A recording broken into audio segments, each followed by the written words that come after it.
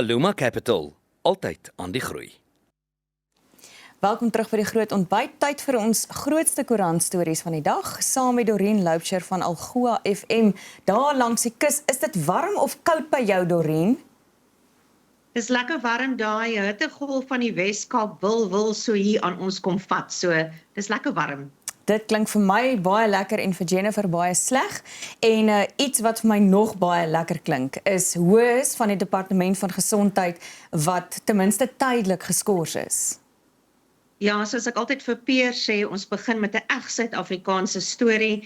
Dit is 3 hooggeplaastes in die Nasionale Departement van Gesondheid. Ons praat hier van die direkteur-generaal, die waarnemende adjunk-direkteur-generaal en die finansiële hoof. Al 3 is geskort vir beweerde bedrog en diefstal van R1 miljoen en hulle is in hegtenis geneem en vrygelaat op borg van R10.000 elk. Nou wat hulle glo gedoen het, is hulle het na bewering 'n vals of 'n maatskappy gestig op valse voornemings en hulle het van hierdie geld gebruik waar hulle geld gevat het van vigs, tuberkulose en malaria. So dit is fondse wat die departement gehad het en hulle het na bewering daar van die geld gevat om in hierdie maatskappy in te sit. So daar's nie baie inligting beskikbaar oor wat hier gebeur het nie, maar ek weet die minister van Gesondheid het gesê kort na hulle arrestasie dat hy baie geskok was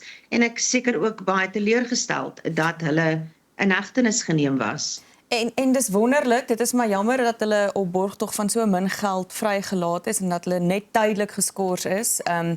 Maar ek wonder net byvoorbeeld wat maak dat iets soos hierdie in die Departement van Gesondheid so vinnig gebeur, terwyl in die polisie se beweringe van ook bedrog, is dit maande wat dan nou eers uitgereig word. Niemand word tydelik geskort, wel een mens word tydelik geskort en die res van die mense, ek sit nou maar net daar, ons weet nie wat gaan gebeur nie. Ek wonder wat maak er al vinniger stappe in hierdie geval geneem word, terwyl ons so lank sloer met die polisie se beweringe, nê? Nee. Ja, jy's reg, ek dink ook wat jy sê verlede week het ons 'n polisiekonstabel gehad wat in hegtenis geneem is vir verkrachting en niemand kon vir my sê of hy geskort is hangende die ondersoek of die afhandeling van die ondersoek nie. Hoekom kan ons nie daardie inligting hê nie en ook is hy op borgtog vrygelaat. So ja, mens wil hê almal moet oor dieselfde kam geskeer word basies. Ja, verseker Dorien. Dan Dorien, is daar 'n tawwe tye wat voorlê. Dit kan jy weer sê, ons praat nie meer oor rugby om die braaivleisvuur nie, ons praat oor tawwe tye en die olie en petrol en hoe dit ons sakke raak en hoe ons nou nie meer vleis braai nie, maar liewers net toebroodjies. En baie finansiële diensverskaffers het hulle kommer uitgespreek omdat al hoe meer mense onttrek van die sogenaamde twee-pot-sisteem wat ons nou reeds ken. Ons was eers baie die mekaar oor wat dit beteken en nou verstaan ons presies waaroor dit gaan. Nou Old Mutual sê bykans 80% van diegene wat geld onttrek het beoog om dit weer te doen en hulle wil skuld afbetaal. Alex Forbes sê sedert die heel eerste week van die nuwe belastingjaar het hulle reeds al 140.000 uitbetalings gedoen. En SARS het verlede jaar gesê dat hulle al reeds uitbetalings van oor die 50 miljard rand gemaak het. So dit is tawwe en mens kan nie mense oordeel wat hierdie geld uittrek nie. Dit is jou geld en daar is belastingimplikasies, maar op die einde van die dag moet jy kan eet en kan werk toe gaan. So ja, donker en kommerwekkende tye wat voorlê, nie net vir ons in Suid-Afrika nie, maar reg oor die wêreld. Ja, verseker, definitief. En ek dink, jy is heeltemal reg, niemand kan iemand oordeel waar daai geld uittrek nie, maar mens wonder ook, jy weet, hoe dit in plek gestel is, die twee-potstelsel, dink ek nie, dit was heeltemal ingestel dat ons so gereeld daar uiteindelik trek nie. En ek dink die bekommernis is langtermyn, verstaan, wat doen mense eendag daarna as die hele pensioen amper onttrek is. So dis my hartseer dat ons op so 'n plek is waar so baie Suid-Afrikaners regtig so baie sukkel. Ja, was dit reg 'n goeie ding gewees om in te stel? Ek dink nie ons het gedink al hierdie dinge wat nou gebeur gaan gebeur nie en want die lewe is onvoorspelbaar.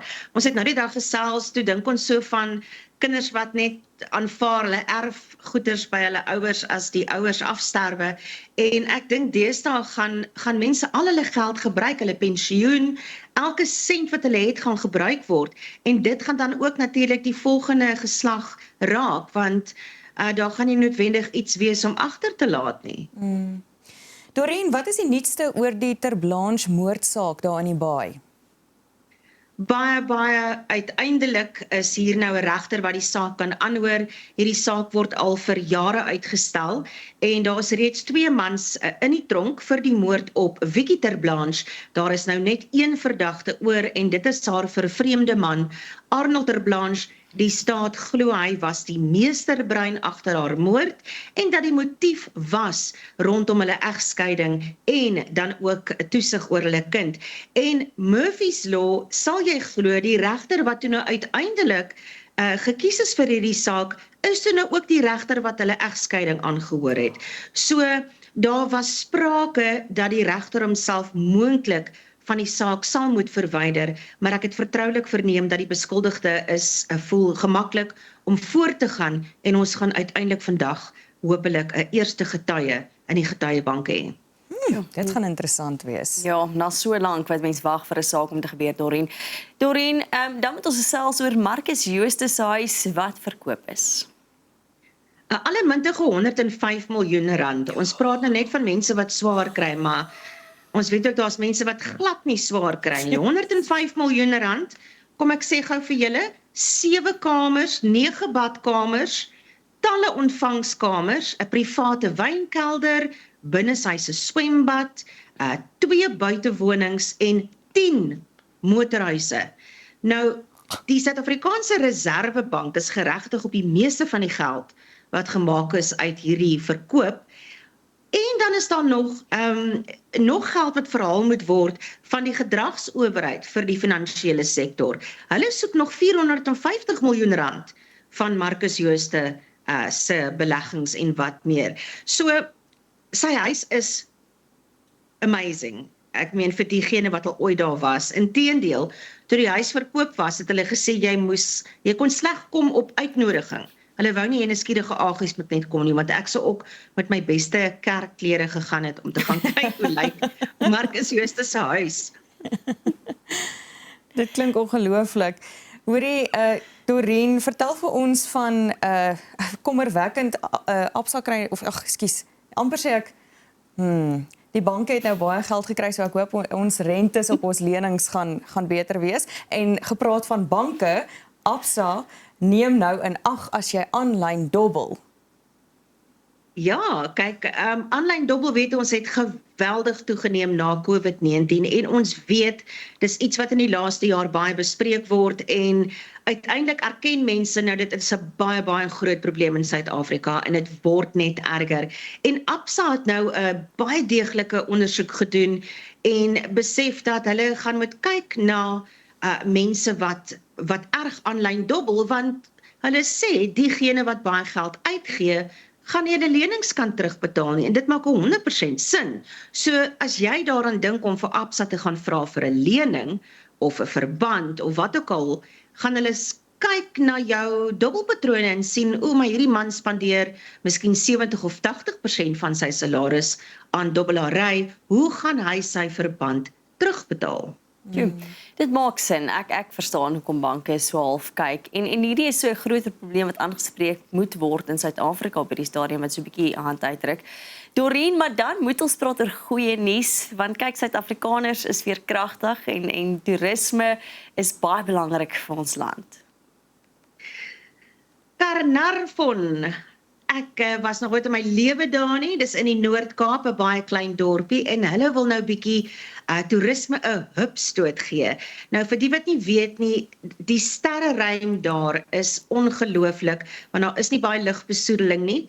So hulle het tans 6 astrotoerist gidse wat jou kan lei daar en hulle vertel vir jou stories van die Melkwegstelsel en hulle hoop dat dit die dorpie so bietjie 'n hupstoot kan gee met toerisme en ek sien Pierre is nou nie hier vandag nie, maar ek wou vir hom sê hy wat so lekker met die motorfiets ry, moet beslis vir ons gaan kyk daar by Carnarvon en aan ons terugrapporteer hoe pragtig dit daar is. Dit is definitief op my lysie om te gaan sien. Ek was bevoorreg om al daar te wees en dit is pragtig, maar ek moet vir jou sê dit kom vir my naby aan die sterreruim van die Galagadi. Ek dink hulle kan maar gerus daar ook 'n sterretoerisme projek aan die gang sit. Laaste storie vinnig, interessante ding wat skrywers gedoen het in Londen, nie waar nie? Dis reg. Don't steal this book. Moenie my boek steel nie. Dit is skrywers wat betoog en hulle het 'n boek gepubliseer wat basies leeg is. Daar's nie bladsye, daar's niks geskryf in die boek nie. Al wat daar is die name van duisende skrywers wat beswaar maak teen kunsmatige intelligensie en die feit dat hulle sê hulle boeke en kennis word gebruik om AI te leer. En in Brittanje word dit nou bespreek in die parlement volgende week, want ministers moet nou die ekonomiese impak daarvan bespreek. En ek staan saam met hierdie skrywers, want AI is nog 'n bietjie van 'n grys area, veral vir skrywers. Dit is jou harde werk waaraan jy werk en skryf, en AI kom en vat net hier 'n bietjie en daar 'n bietjie, so ons gaan dit moet reguleer soos ons vorentoe gaan. So dit gaan interessant wees om dit dop te hou, nie net nou nie, maar ook in die volgende paar jaar, soos wat AI net absoluut groter en soos 'n veldbrand versprei. Absoluut, ons moet ons grense stel wat AI betref. Baie dankie vir jou tyd, Dorien, en sterkte. Ek hoop jy het 'n lafenis en 'n koue lappie vir die warm dag, hoor? Dit is Dorien Loupse van Algoa FM en bly ingeskakel want PSG sit reg om 'n paar kykervrae te beantwoord en daarna gaan ons na daardie gesprek wat Peer met die Kaapstad burgemeester Jordan Neil Lewis gehad het, so moenie ver gaan nie. Aluma Capital, altyd aan die groei.